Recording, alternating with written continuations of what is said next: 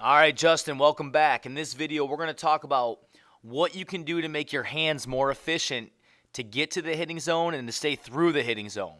Now, before we were working on this concept that you can see here with Derek Jeter, the idea of rotating our hips while keeping our head still. And you're going to see here Jeter keeps his head still while his hips rotate, and he gets to this nice strong position with the lower half. And you can see on the left-hand side, you do that. You're going to see the head stays still and the lower half rotates to get to the ball, which is great. Now, what we need to work on is what we do with these hands to get to the ball. Okay, and there's three basic principles we're going to talk about. The first thing we're going to talk about is your launch position. The second thing we're going to talk about is your first move to the hitting zone with your hands. And the last thing we're going to talk about is your extension, your last move after you make contact. And so I want to begin with the launch position. You can see here Derek Jeter is in his stance. And you're going to watch here as he gets ready to take his stride. And now he's going to take his stride forward. And as he does this, he's going to get his hands into a good launch position. Foot's down right here. And he's ready to swing the bat. And you'll notice three things. Number one, the hands are back. Number two, his back elbow is loaded back, cocked back, okay? And then number three, the barrel of the bat is upright. Okay, this is a very important position because this is going to allow him to get to the hitting zone quickly. Now, if you look on the left-hand side with you, you're in your stance. You're going to see here you get ready to stride. And at this position, you're going to begin your stride. And as you get your foot down, we're going to take a look at your launch position. Foot's down right here, and this is your launch position. Good news is your hands are back. So that's a good thing. But there's two problems here. Number one, your back elbow is not cocked back or loaded. And number two, the barrel of the bat is wrapped behind your head. Now, the fact that the barrel of the bat is like this, as opposed to Jeter's, is a problem because it's going to take you a longer amount of time to get to the hitting zone where things matter. Okay? And so what we need to be able to do as a hitter is get to a more effective launch position, more like this.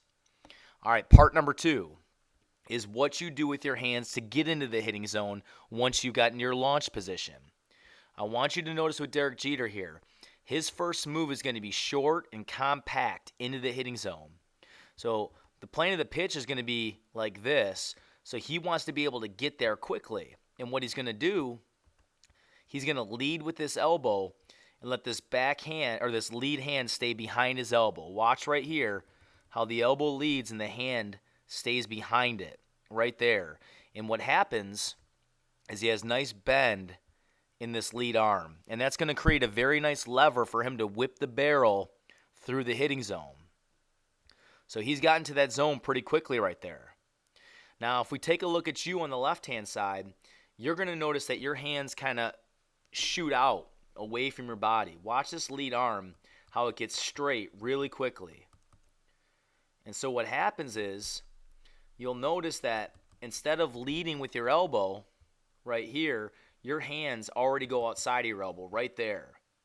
And so we got to get quicker to the hitting zone by leading with the elbow and letting this hand stay behind the elbow. All right, and the last thing we're going to talk about is your extension, okay? Once we get to the point of contact, it's very important that we don't roll our hands over or our top hand over too soon. Instead, we want to be able to get this lead arm fully extended, as you can see right there. And once we get it fully extended, then we can finish high and roll over. Now, if you look here at the point of contact, the very first thing you're going to do once you make contact is this hand's going to roll over. You can see it right there. And as a result, you're not able to get this lead arm here fully extended. Again, let's watch Jeter at contact. And look what happens with that lead arm, how it gets extended fully away from his body. And look where yours is at. Now, most of the time, you're going to roll ground balls to the shortstop or the third baseman with that kind of swing.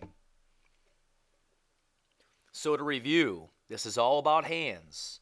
Number one, we got to get to a better launch position at the end of our stride, and you can see this here with Jeter.